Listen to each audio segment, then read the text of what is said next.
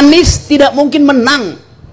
Dia cuma boleh dapat 17%. Anda panik. Banyak yang protes. Pak Rocky kok pesimis? Ya memang saya pesimis.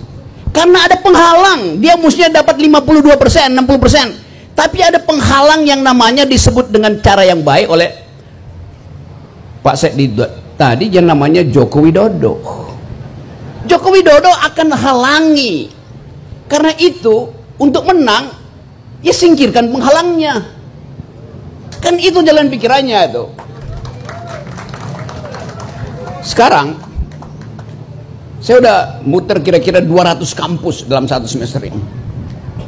Dan kemarin, ada pembuktian bahwa anak-anak dari emak-emak di 800 kampus di DKI mengucapkan ide anti dinasti. Dan itu terang-terangan anti presiden.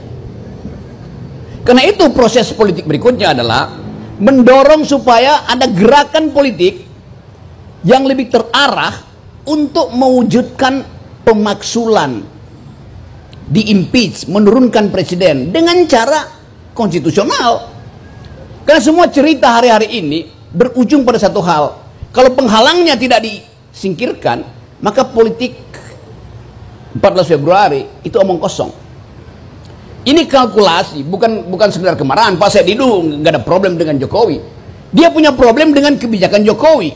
Kita semua beroposisi karena kebijakan Jokowi buruk, menyebabkan bangsa ini melarat, menyebabkan politik itu jadi aut-autan, menyebabkan persahabatan antar warga negara itu pecah. Kan itu dasarnya tuh. Jadi kata perubahan Indonesia dimulai dari mana? Dimulai dari langkah pertama kita untuk melawan. Itu kegiatan masyarakat sipil, kegiatan relawan. Tapi diperlukan langkah politik yang memungkinkan proses impeachment itu dimulai. Oleh siapa? Harusnya oleh Megawati. Karena dia yang punya standing di parlemen. Kalau oposisi bicara itu bukan karena dendam, bukan karena ingin berkuasa, tapi ingin menghasilkan kembali Indonesia yang berpikir, Indonesia yang beradab, Indonesia punya cita-cita keadilan tuh. Nah, teman-teman di Tangerang di sini mengambil inisiatif untuk memulai gerakan itu dan tidak ada takutnya. Kalau satu panci berbunyi, itu artinya panggilan untuk melawan. Kalau dua panci berbunyi, itu artinya sudah di depan kemenangan. Tiga panci berbunyi, itu artinya Anies presiden. Saya menganalisa begitu. Tapi saya bukan tim sukses Anies. Anies teman baik saya, teman saya bertengkar, teman saya berkata-kata, berbicara. Nanti setelah selesai dari sini, TikTok mulai. Rocky Gerung itu pro Anies. Rocky Gerung itu bagian dari politik Anies. Kenapa?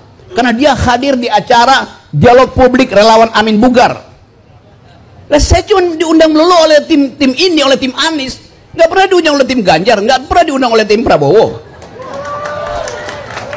Padahal saya berteman dengan Prabowo. Jadi ini bukan soal personal, ini soal cara melihat politik.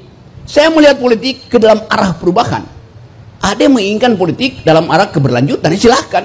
Biarkan itu terjadi persaingan antara mereka yang masih ingin Jokowi dan mereka yang tidak lagi mengerti Jokowi. Biasa aja. Yang tidak boleh dan yang luar biasa, kalau aparat itu berupaya untuk memihak, itu yang nggak boleh. Itu polisi tidak boleh memihak Prabowo, polisi tidak boleh memihak Ganjar, polisi tidak boleh memihak Anies. Itu masalahnya, tidak boleh berpihak di situ. Walaupun tadi dibicarakan di FNN juga kita bahas, Kapolri Pak Sigit mengatakan, entah dia salah ucap atau dia memang lupa bahwa dia itu Kapolri, sebaiknya kita memilih calon presiden, pemimpin untuk melanjutkan pemimpin sebelumnya tuh. Estafet. Apa? Jadi soal-soal itu yang saya anggap bagian dari kemaksiatan politik. Dan kita melawan itu. Jadi teman-teman, mungkin kita akan diskusi pendek di sini, tetapi yang lebih penting adalah semangat untuk melawan itu tetap kita kobarkan. Karena saat yang paling menentukan nanti adalah di kotak suara. Anda harus perhatikan gerak tangan KPPS. Apa dia kasih 5 surat? Apa dia cuma kasih 4? Anda harus jaga TPS itu pada akhirnya. Hanya itu untuk menang. Jaga TPS itu 24 jam. Jangan Anda karena lapar pergi ke warteg Anda tinggalin, itu hilang suara 200.